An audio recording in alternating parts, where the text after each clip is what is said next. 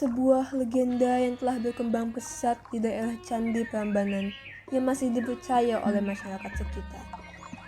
Alkisah pada zaman dahulu kala, di Prambanan, Jawa Tengah, berdiri dua buah kerajaan Hindu, yaitu Kerajaan Pengging dan Keraton Boko. Kerajaan Pengging dipimpin oleh raja yang bijaksana, yaitu Prabu Damarmaya, dan mempunyai seorang anak putra yang bernama Raden Bandung Bondowoso. Keraton Boko berada pada wilayah kekuasaan Kerajaan Pengging yang diperintahi oleh raja yang tidak berwujud manusia, yaitu Raja Prabu Boko yang memiliki seorang putri yang cantik jelita bernama Putri Roro Jonggrang. Prabu Boko juga memiliki patih raksasa, yaitu Patih Gupolo. Prabu Boko ingin menguasai Kerajaan Pengging, maka ia dan Patih Gupolo mengumpulkan kekuasaan dan mengumpulkan bekal. Setelah persiapan dirasa cukup, maka berangkatlah Prabu Boko dan prajuritnya. Sesampainya di Kerajaan Pengging,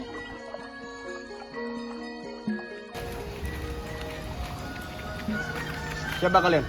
Mengapa kalian datang ke sini? Kami dari Kerajaan Keraton Boko. Kami ingin kekuasaan ini. Tidak bisa. Sebelum kalian menghadapi raja, hadapilah kami dahulu. Apa salah kami sehingga kalian ingin merebut kerajaan ini? Sudahlah raja, kita serah saja mereka.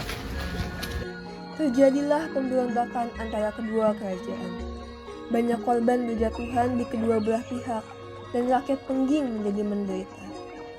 Mengetahui rakyatnya menderita, maka dia mengutus anaknya Bandung Bondowoso untuk balas dendam kepada Prabu Boko.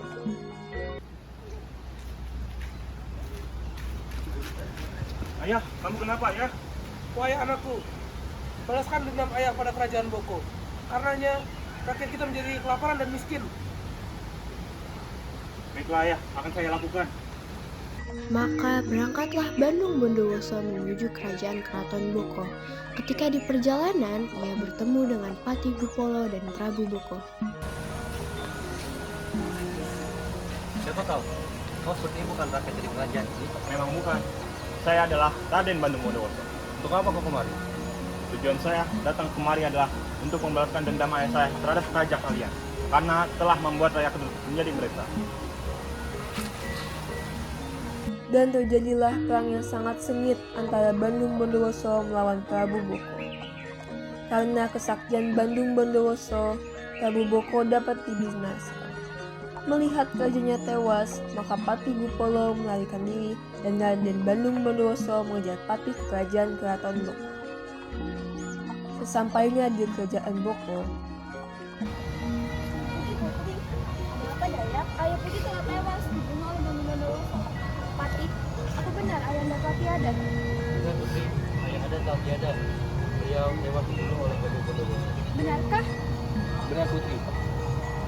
Beliau telah tewas dibunuh oleh Bandung Bondowoso beserta pasukannya dan Raja Prambanan ini. Aku tidak terima. Lihat saja pembalasanku nanti.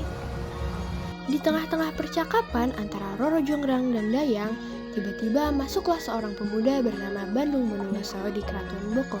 Ketika sampai di Keraton Boko, maka terkejutlah Bandung Bondowoso melihat putri yang cantik jelita.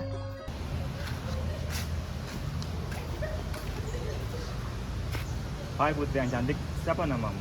Aku adalah Putri Roro Jonggrang. Siapa kau? Saya adalah Raden Bandung Bondowoso dari Kerajaan Pengging.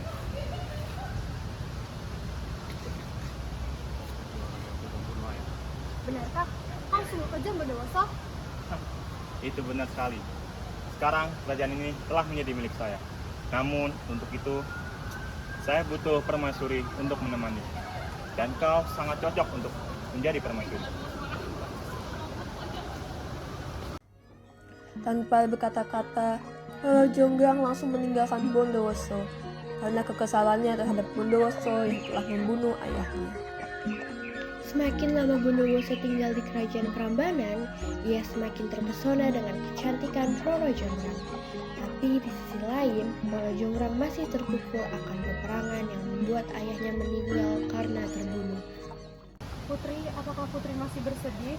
Tentu Dayang, aku benci sekali dengan Bondowoso. Dia telah membunuh ayahku. Mau ku buatkan teh? Mungkin bisa menenangkan Putri. Boleh? Aku mau. Baik, saya buatkan terlebih dahulu. Dayang pun pergi ke dapur istana untuk membuatkan teh. Ia mengambil cangkir, lalu ia masukkan 1 sendok teh serbuk daun teh. Ia mengambil air panas lalu ia tuang ke dalam cangkir yang sudah berisi serbuk daun teh. Saat sedang mengaduk teh, Bandung Bondowoso datang menghampiri Roro Jonggrang. Oh hai Roro Jonggrang, mengapa kau hanya sendiri? Di mana dayangmu itu? Dia sedang membuatkan aku teh. Tuan Putri, biar ku tanya sekali lagi, maukah kau menjadi permaisuri? Lalu datanglah sang dayang sambil membawa nampan berisi secangkir teh untuk Roro Jonggrang, dan ia memberikan secangkir teh itu kepada Roro Jonggrang. Ini tehnya Putri. Dayang, apa yang harus aku lakukan? Aku sudah mau sekali dengan pertanyaan itu. Putri, kalau saya boleh saran, sebaiknya Putri memberikan syarat kepadanya yang mustahil dia penuhi. Sehingga kalau dia gagal, dia tidak bisa menikahi Tuan Putri. Syarat? Kira-kira syarat apa yang harus aku berikan? Ikuti kata hati Tuan Putri. Bagaimana Tuan Putri? Apakah kau bersedia?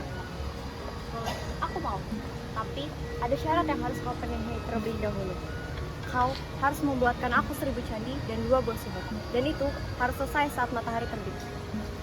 Baiklah, jika itu persyaratannya, maka akan kupenuhi. Setelah menyetujui persyaratan yang diberikan oleh Roro Jonggrang, Bandung Bondowoso segera menghampiri ayahnya di ruangannya. Sang ayah memiliki kekuatan magis dan dapat memanggil jin. Bondowoso akan meminta bantuan ayahnya untuk memanggil jin-jin agar membantunya memenuhi persyaratan yang diberikan oleh Roro Jonggrang. Gusti, bolehkah saya meminta bantuan Anda? Minta bantuan apa anakku? Saya meminta bantuan, tolong panggilkan beberapa jin untuk saya. Buat apa jin-jin itu? Jin-jin tersebut untuk membantu saya untuk membangun 1000 tadi dan 2 buah sumur. Raja Pengging pun melakukan beberapa ritual dan mengucapkan beberapa patah kata untuk memanggil para jin.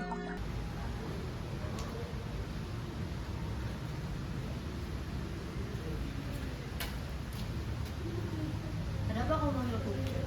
Bisakah engkau membantuku? Aku beri satu permintaan. Tolong buatkan 1000 candi dan 2 buah sumur sebelum matahari terbit. Syaratan itu harus sudah selesai. Saya serius dengan permintaan saya, Jin. Jin itu pun memanggil temannya lagi untuk membantunya membangun 1000 candi dan 2 buah sumur. Jin-jin itu melakukan pekerjaannya dengan sangat cepat. Hingga tengah malam sudah setengah jumlah candi yang selesai.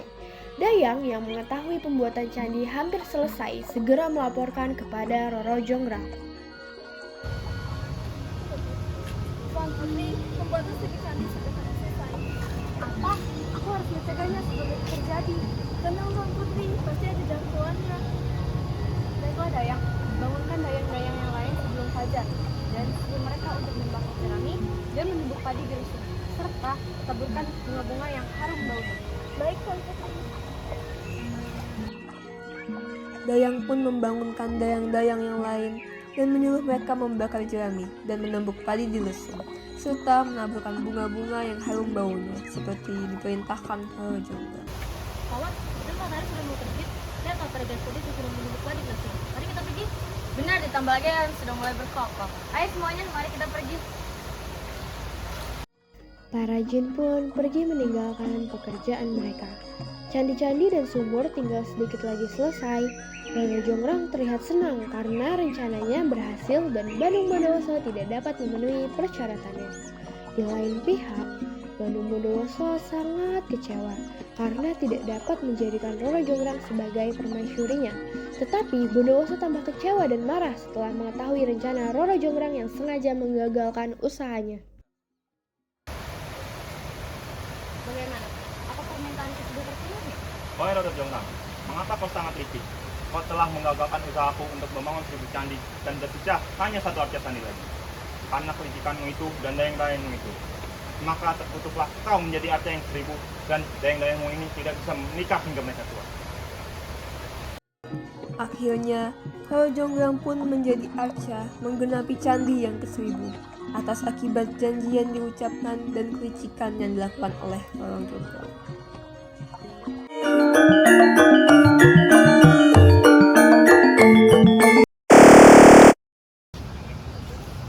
Putri.